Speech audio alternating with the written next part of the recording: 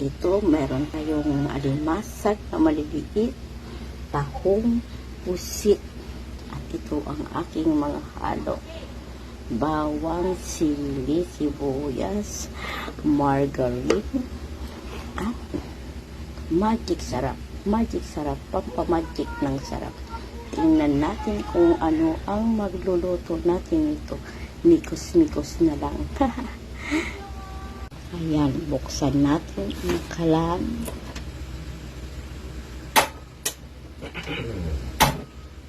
Buksan natin ang kalan at hayaan maluto.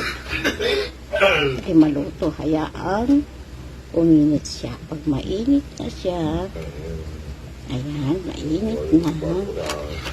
Ilalagay natin ang butter. Ayan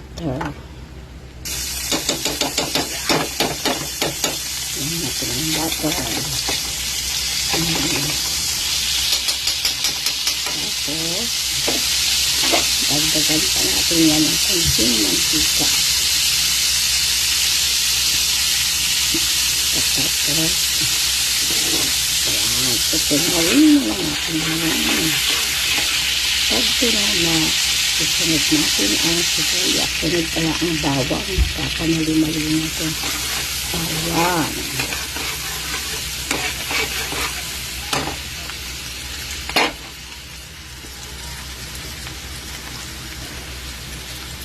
Sunod natin ang bawang.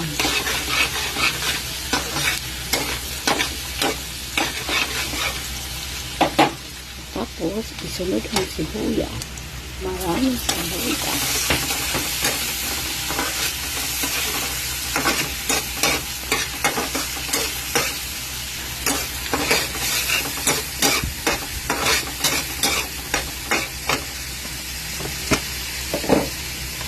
Mahirap ng ilang cameraman. Solo mo. Pag lumambot ko yung sibuyas, lagyan natin yung tomato sauce pala. Ayan. Tapos, ilagay natin ang tomato sauce. Kunti lang. Tomato sauce. Dapat maraming butter.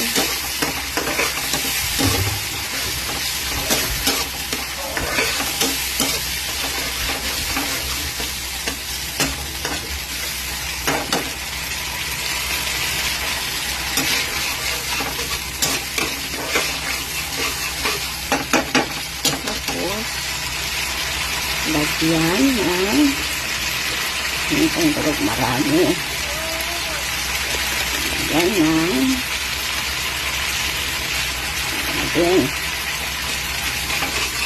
mikos-mikos lang itong loto. Mikos-mikos. Ayan.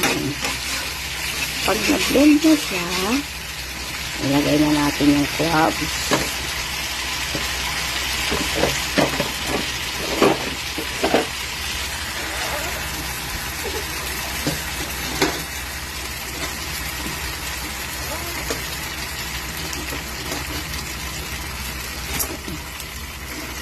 Ayan.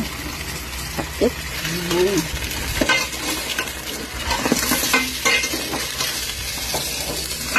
Hirap nang walang cameraman talaga. Oh.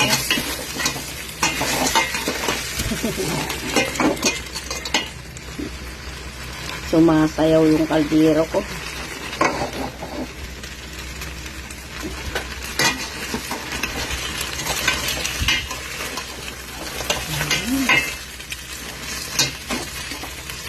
Nakagilid.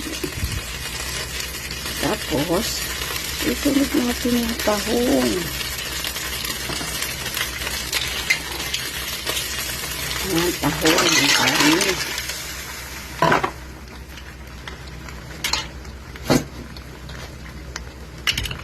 Mapalugan mo po.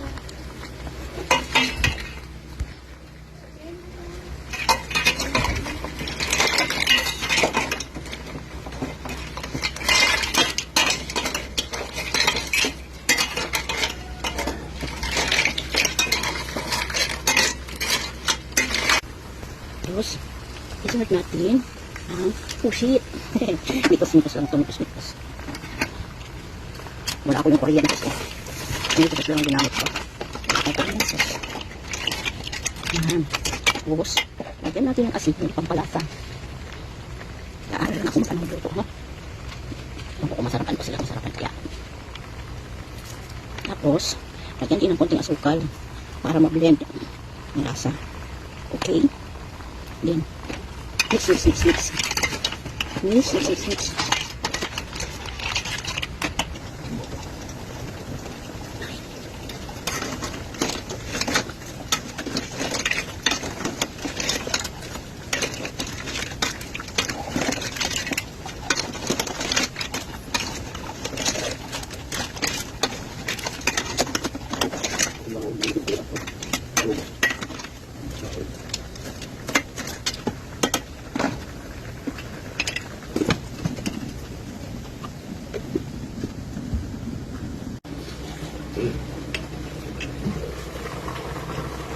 Oh.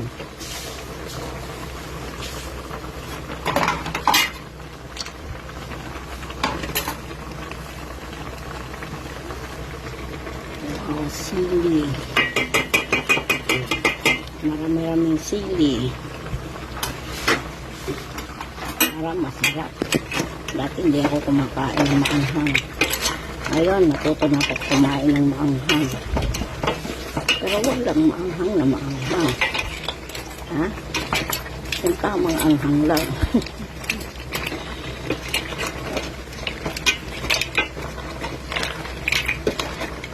Nagkaroon siya ng sabaw kasi yung sabaw ng mga seafoods siya lumabas yung katas.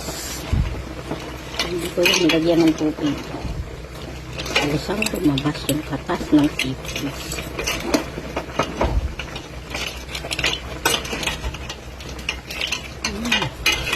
Sarap.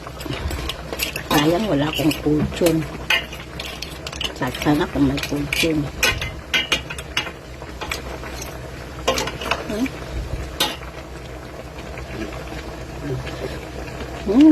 Anghang. Masarap. Tinatawanan ako ng asawa ko kasi hindi siya kumakain ng seafoods. Omnivorous kasi siya. Ay, carnivorous pala. Hindi siya kumakain ng gulay, hindi kumakain ng isda. Ang gusto lang niya mga gusto niyang kainin yung mga sausage, karni, manok. Ganun lang alam. Yun siguro ang ipinamulat sa kanya ng kanyang magulang. Kaya yun lang ang alam niyang kainin. Hindi naman sila mayaman, nagmamayaman.